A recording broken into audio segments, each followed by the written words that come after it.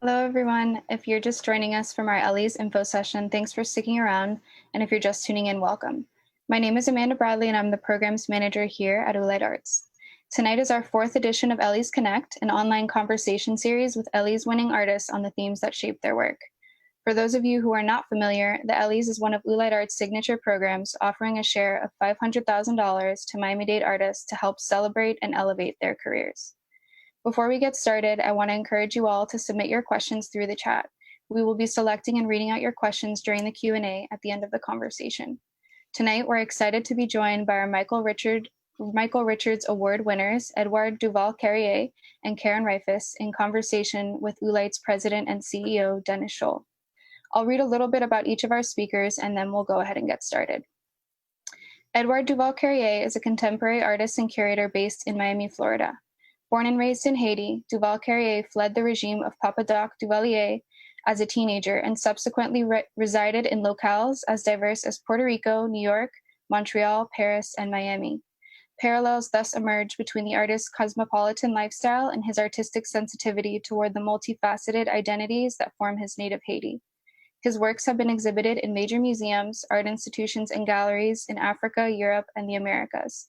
Duval-Carrié creates works that speak to the complexities of the Caribbean and its diaspora. Karen Rifas, born in 1942 in Chicago, Illinois, has lived in Miami for more than 60 years. She received her MFA from the University of Miami in 1987 and has taught at the University of Miami, Miami-Dade College, and New World School of the Arts for more than 20 years. Her work has evolved from bronze sculpture, ephemeral installations of oak leaves, to room-size installations of colored cords.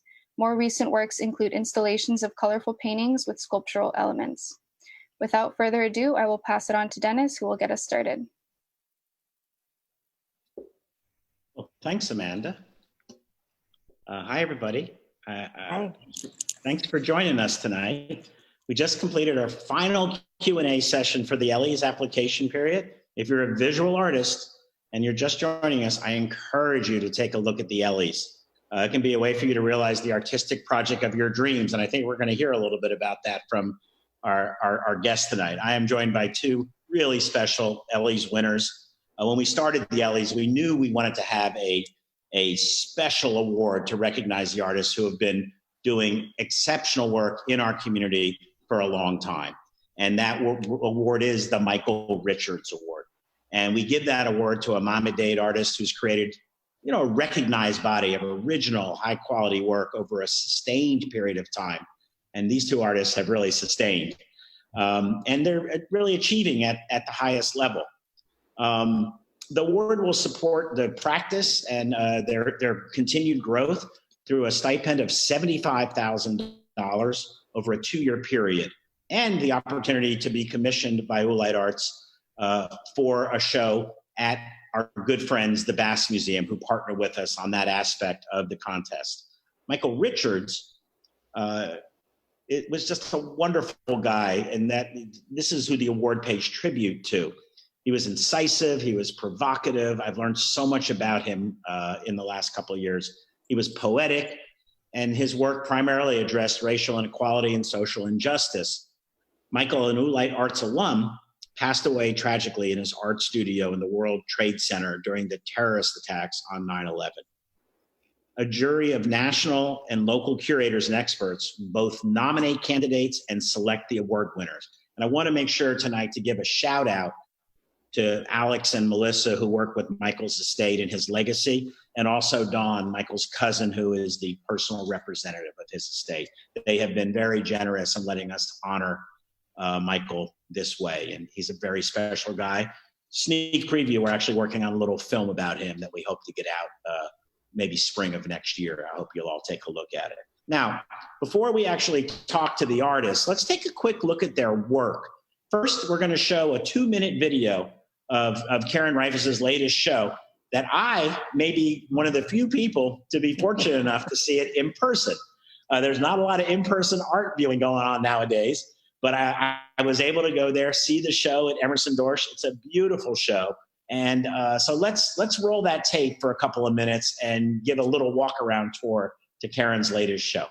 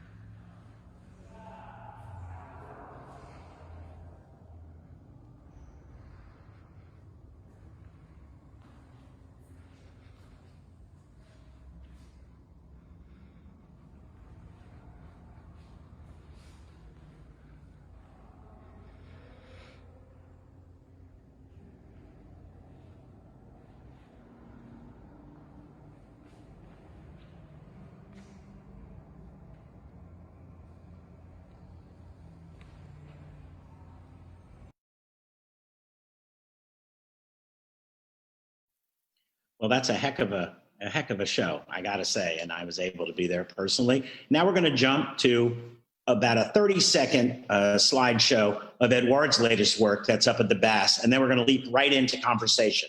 But before that, here's Edouard's work.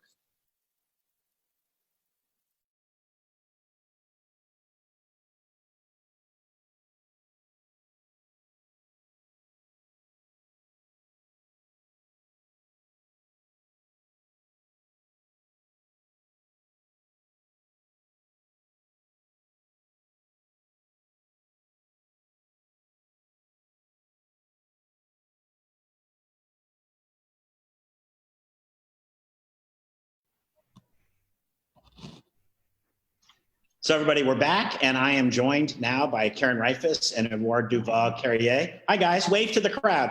Hello. There you go. I think that I was fortunate enough to have the pleasure to call each of you and tell you that we're going to receive the Michael Richards Award. Could you guys tell me and the audience a little bit about how that felt that day? Since I was the first one, I had no idea what you were talking about. It it was very. It took me a few minutes to gather my thoughts and try to understand what was really going on. I was, pleasantly surprised and more so most honored because I've been living here in Miami for the last 20 some years, and that. As you had said at the time, that museum people, gallery people, artists were looking at my work and thought it worthy of such an award. I was more than confounded, to put it mildly. I remember.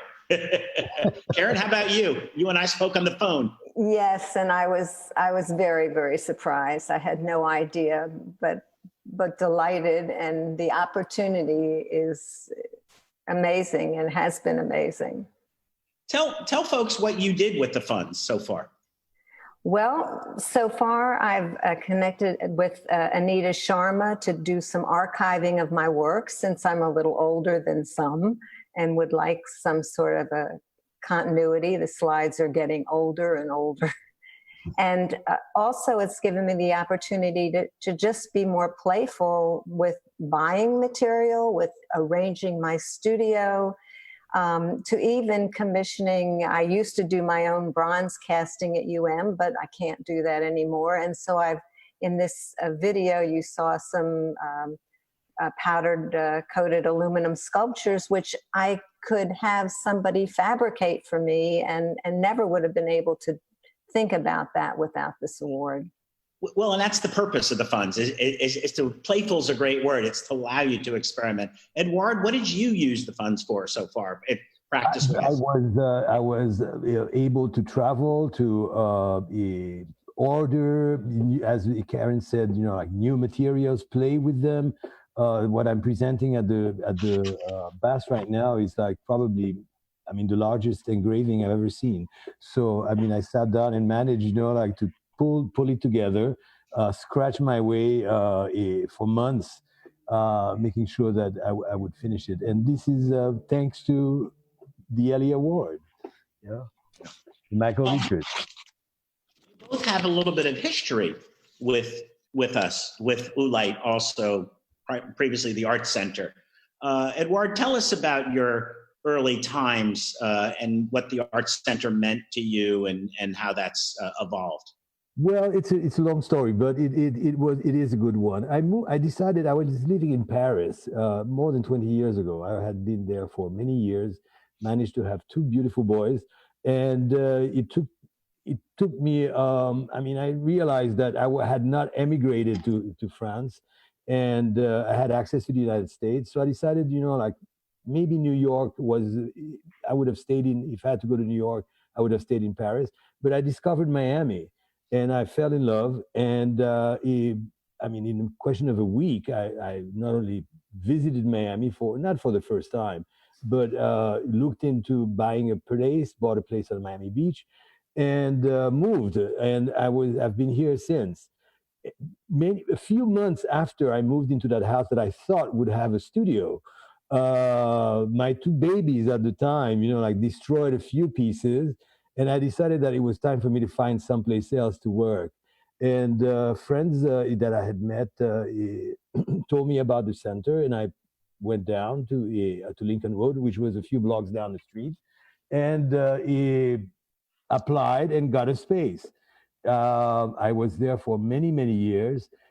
It was the camaraderie that existed there that was, like the most entrancing, and also to get to meet the art scene here in Miami at the center at the time was, the best thing I could have done.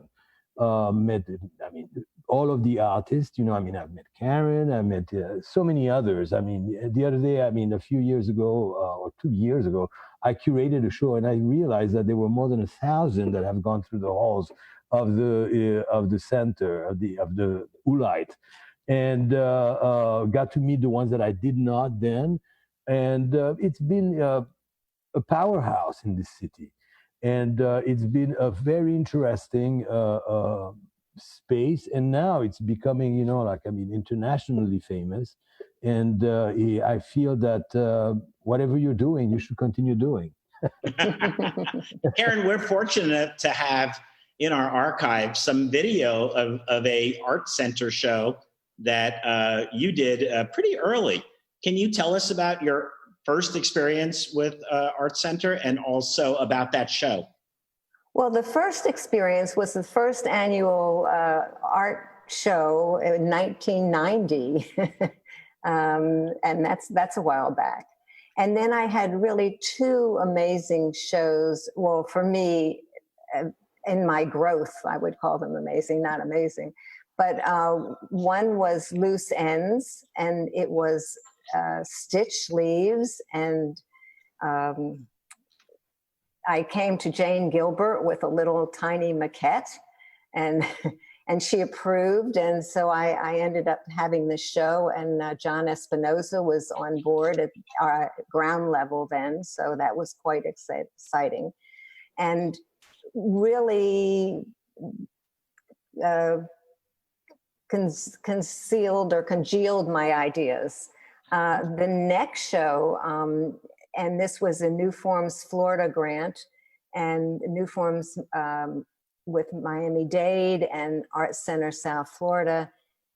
And that one, I came to the Art Center and asked if they would allow me to use ground level, which they did.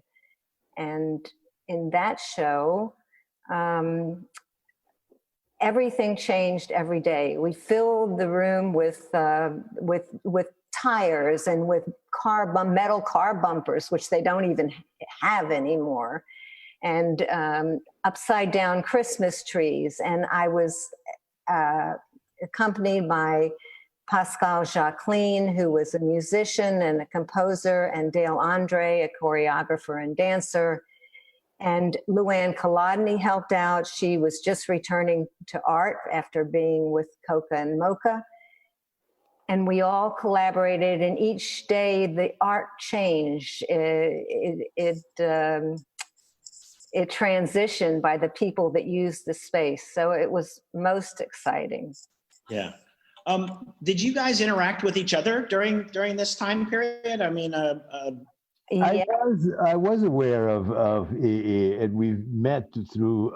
We really became friends when she joined the group at Bernie Steinbaum Gallery, and but I knew her from the center as well. Yes, you did. Of course we did. Do you remember you curated some shows like Trees and Absolutely. I was just going to say that if I can call myself a curator these days, alongside as a visual artist, is because of the art center. I remember I did my first show there that I curated was I organized it more than curate. I invited Carol Damien to do a contemporary art show from Haiti there at the center, and also James Herring asked me to curate the show. And we co-curated that tree show, which was quite fabulous, I remember. I mean, you were in it, and there were a bunch of other people. Yeah. Right.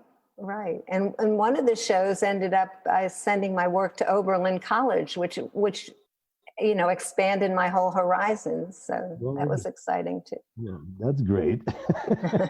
There's so many things that have happened there. Yes. Karen, your work has evolved dramatically in the time that, I've probably followed it for 30 years, but it's evolved dramatically very, very recently. Can you talk about how that happened? And do you acknowledge that it's a revolutionary change? It is a revolutionary change, but I've always been on the outside of of things. So I was putting leaves on the ground when nobody was putting leaves on the ground, and stitching leaves, and it was always out of touch with what was happening. So eventually, but there is a transition. I transitioned from stitched leaves. And then from stitching the leaves, I realized that, well, maybe I wasn't talking about the environment anymore. I would then use the geometry of the leaves, stitched leaves, and turn to cord, which turned to steel cable on the Oasis of the Seas. And then under the bridge, I started, it was a small space, so I couldn't do a lot of installations of cord, and said, well, I'm going to paint on the walls, and did that. And that was the beginning. Then at Meeting House, another alternative space, and alternative spaces like Art Center and all are great. I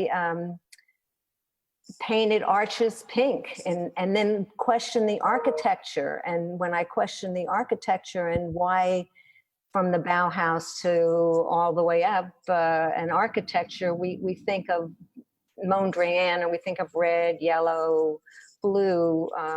I started questioning that, and then the color started blooming. And also I had been doing drawings for the Oasis of the Seas, sending them to fabricators and engineers. And so I was doing line drawings, and Robert Teely, another wonderful artist in our community, looked at my work and gave me a show at Bridge Red. And so colors and line and drawing. And I said, well, yeah, I can do anything. I'm old enough. I don't care. I'm just going to do what pleases me and experiment. And that's how I ended up with color. And so it's been liberating. I love to hear that. Yes. Edouard, one of the things I love about coming to your studio is that I will walk in there and you have so many different media that you work with. But for me, the signature of an Edouard Duval-Carrié piece is etching on plexi. Can you tell us a little bit about that? And that is kind of a through line to your practice. Can you talk about that a little bit? Well, I've tried everything, I guess. I mean, and I'm very, in French they say touche à tout. I mean, I like to touch everything. And I'm interested, I've always thought I could not do it. And one day I decided, it's time for me to try this etching thing. And decided to do it on plexiglass, and I fell in love with it. And I mean, people think that I'm always, geared towards either some history, some like commentary and stuff like that. But really, what I'm really interested in is playing with new materials, playing with new things. I did a whole exhibit playing with glitter glue for the Perez Museum. After that, I wanted to. I'm creating this whole exhibit. Of course, I never speak about how I'm doing it. I'm always talking about, yes, I'm planning this exhibit for South Africa, and I want to compare, like the first country that Haiti, the first country where blacks liberated themselves, to the last one. That's the intellectual part of it. But I wanted to bring something new to the table, and this engraving, which is quite difficult, but I think I'm still a strong man, so I can go days and hours. I mean, etching and scratching plexiglass, and I think I'm getting better at it. I hope. I think you are. I want to remind the audience. I've just gotten a few audience questions, and I want to remind the audience that they can submit questions. via the chat. So I want to ask people to go ahead and do that. In about 6 or 8 minutes, we're going to go to the audience questions. But before we do, I think it's important to recognize that giving back to this community, which we've all tried to do, but giving back has been a huge part of both your careers. And much of that has been done right here in the 305. And I wonder why that's been so important to both of you. There are many artists that just work in isolation and want to be left alone. And you both are legendary in this town for giving back, frankly. And I'd love to hear from each of you as to what that has meant to you and why you do it, simply. Well, go ahead. Go ahead. I'm selfish, and I really, the reason why I taught and did all these things is I want to build the Miami community. I wanted the artists not to leave, the teachers not to leave, but to stay in our community.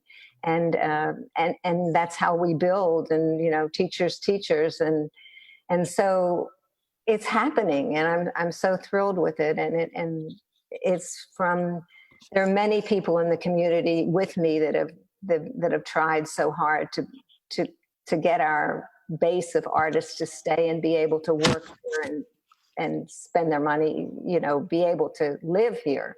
So it's selfish. Edouard? Well, I've always thought that this place was very particular and very peculiar. It's a southern city, but it's really not. So geographically and geopolitically and whatever, the city is very peculiar. And I noticed that from the first day, and that's what really attracted me. It's a city in the southern United States, but at the same time, it's an international city with, open doors to, like Latin America, the Caribbean, to Europe, and hopefully one day to Africa, hopefully. But it is central to all of these places. And I've realized that the city had never really thought about what it was producing as a cultural hub. And I always, wanted to make sure that local artists or my colleagues, my friends, were, part of, whatever, to show that they were producing. I mean, one of the big shows that they've asked me to organize was, funnily enough, called Nepotism, and it was at the Fort Lauderdale Museum, where I invited all my friends. I mean, that's what it was called. I mean, you were my friend, you were in the show. You were not my friend, you were not in the show. Anyways, it was. That's one way to curate it. But I thought, I mean, it was hodgepodge. There was no head or tail for it. The only thing that I really wanted to show is that there was a production in the region, in the area, and that it had great quality. And it might not be a movement, but others have looked into it, and I'm sure the academia will come up with a lot more, study in depth of what has happened in the last 20 years in Miami. Well, let's touch on that for a second, because I always joke, people act like the Miami art scene happened 3 years ago when I talk to them. And I always joke with them and I say, we who have labored in obscurity here for decades and decades and decades have now gotten our 15 minutes of fame, except that it has literally lasted 10 years. So the Miami art scene is alive and well and vibrant and exciting. And, a lot of people attribute it to Art Basel. Art Basel shined a bright light on us, but we didn't emerge fully formed the year of Art Basel. Talk about how it feels to you now and what the opportunities are like now versus the way it was, because I was here too.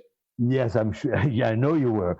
It has become the epicenter, really, of, let's say, the contemporary art scene. I mean, this 2 weeks debacle during the Art Basel and all the other fairs is just amazing. I remember when there was only one, a Miami Art Fair, something like that, which happened every year. And suddenly now we have a plethora of them. Of course, we hope that this pandemic, will permit the city to continue being this hub for the arts right now. Yeah. I've not seen a place like that.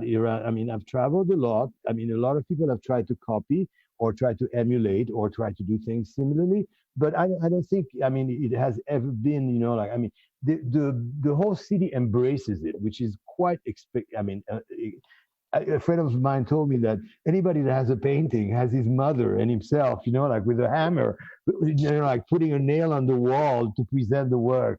So, I mean, you know, like that's to show you the spirit there is. Plus the schools, which I've been affiliated with, especially like you know, like I mean, the high schools and stuff like that, have been creating programs that are really extraordinary, and I have to judge them through the Young at Arts program, which is based here as well.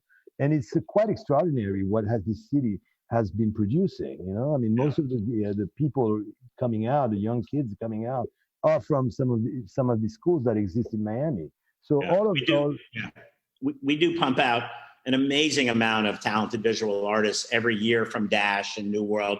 Karen, what about you? What do you, when you think about today and you think about, you know, the beginning, you know, tell us about your journey through that. I mean, it's been an amazing, amazing time, you know, to be on the periphery. I've watched so much happen in the art world here.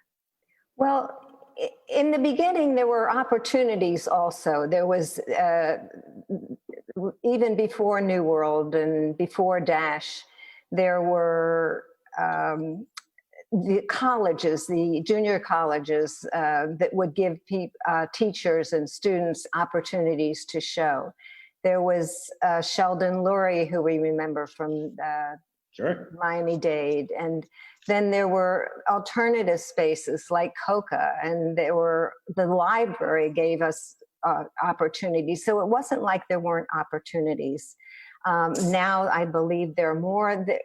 They might be a little more structured now, but not enough to inhibit a certain style or a certain way of creativity. It's still open to dream, Locust, and certainly now Oolite, and the programs that are happening now are enhancing the scene. So it's growing. It's good. Did you guys ever think about, this is a question from the audience, did you ever think about leaving for New York, Chicago, LA? What kept you in Miami and keeps you here? I think it's the freedom and the opportunity. There's enough openness here to allow you, if you work really hard, to present the work and have a show. Where in New York, it'd be awfully hard. I've been in a few shows in New York, but the shows here are exciting, and you can be yourself and you can be doing the work that you really want to do here. There's no limits. Edouard? I like it. I feel that the city does provide, I mean, at all levels, all types of either facilities or, you know, like resources, and is very open up to a certain point. It's not, I mean, I remember being in Paris, you know, like when you had to call somebody and get an answer, I mean, you know, like months would have passed before you got the answer. Meanwhile, here, it's people are accessible. And also, one has to, I mean, give kudos to whom it's due. I mean, there is a cultural program in the city, the cultural affairs, and that has created a basis which, you know, like provides to all museums. I mean, Oolite might be, you know, like, but for a long time, Oolite was dependent on the cultural affairs. You know, like if I remember correctly. No, I mean, our cultural affairs department is the gold standard for communities all over the country. There's no question. And you saw it this week. You know, the mayor came out and announced both that he was having full cultural funding in the budget for next year. We have to get that through the commission, of course. And the commission voted to put another $10 million into the cultural economy, because people are hurting, and they know that it matters here. They know it matters. So I think that's absolutely right. Another question from the audience, which I think is a really good one. What's inspiring you guys today? What's compelling you? What's moving you? Should I start, or you should start? Me? Anyway. Go ahead. Okay. For the past 10, 15 years, I've been getting more and more interested in academia, and also in in producing works that are related to, I'm like a resounding board to certain studies and stuff like that. And the conditions of, the history of the slavery, the history of blacks, all of that has always interested me. And I find myself, the more I learn, the more I realize that there's so many stories, so many facts, so many things that have been either erased or put in the back burner. And it really, and now, with what's happening right now, suddenly, I was doing the right thing for a while, but it is, there's so much to be told. There's so much to be, discussed, so much to so much research to be done still. And that's what motivates me. And we're reconsidering our history in a very positive way. We're reopening the books of history and beginning to think through that again, which I think is an extraordinary moment in this country. I agree with you. Yes. I find that, exhilarating. And to me, that what keeps me going on and gives me, the possibilities of really looking into this history and presenting, even visually. All of that history was never recorded. There were never artists asked, to talk about, to do the history of the blacks. The history of this, the history of that. It's like, I'm sure there will be a lot of new things happening, not just for me, but for a lot of, and many, many artists. Karen? Well, what is inspiring me right now is that time is of an essence. I started when I was 40, really seriously considering myself an artist. And during especially COVID, this time, I just need to produce. I don't have any time to waste. But my work is sometimes political. And it's interesting to see when I dropped leaves in piles on the floor in a gallery, people would walk around them. So it was a subtle kind of reminding people about the environment. And now in my paintings, I'm showing different viewpoints and questioning what's real and what's reality, and what do we really think is what have we been taught and what do we know, and and the other thing is art is about exploring and understanding and the love and making us more human. And so in a way, my art is political and I'm pushing hard. Love that. So one of the audience members also wants to know, and of course we couldn't do one of these without asking this question, because this is how we talk to each other now. But how are you guys coping with the pandemic? What have been the highs and lows? Well, for me, so many things have been put in the back burner. And even that particular exhibit that was supposed to happen in South Africa, so many projects are, in the back burner. And it's very alarming, very depressing, but at the same time, one has to force oneself to figure out how to present and how to convey, one's ideas and one's visual elucubrations, for this kind of work. I think, my next project, that project from Africa, we've decided, me and my colleagues, that we ought to make a book and document everything that I do and all of these, questions that I have and all these questions that can be, and make it rather than have an exhibit, create a book with as the exhibit.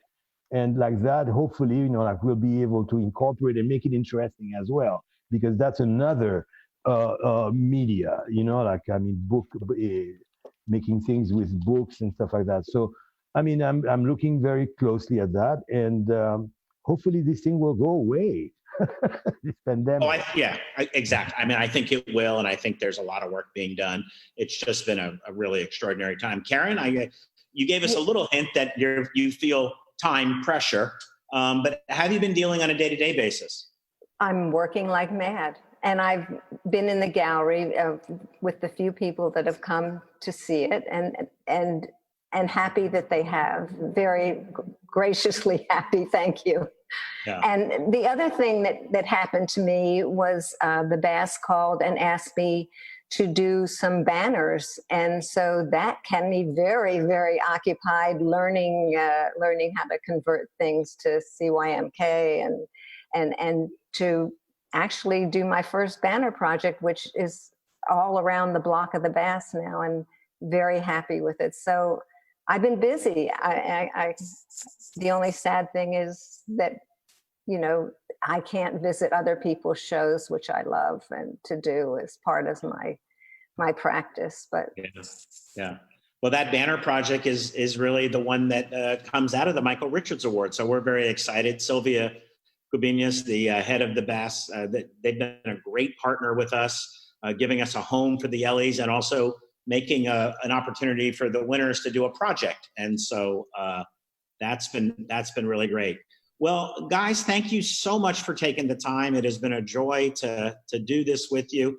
I am always excited about what's next for you, and we're all going to pay attention. So I want to thank Karen and Edouard and everybody online for joining us. And please, if you have an artistic idea, look at the many artistic ideas these guys have had. If you have an artistic idea, please submit your idea to the Ellies by August 3rd and join us for all the future programs. With that, I'm Dennis Scholl from Oolite, and we're going to sign off. Wave again, everybody. Thank you. Thank you for having us. Nice to see you, Karen. Nice to see you too.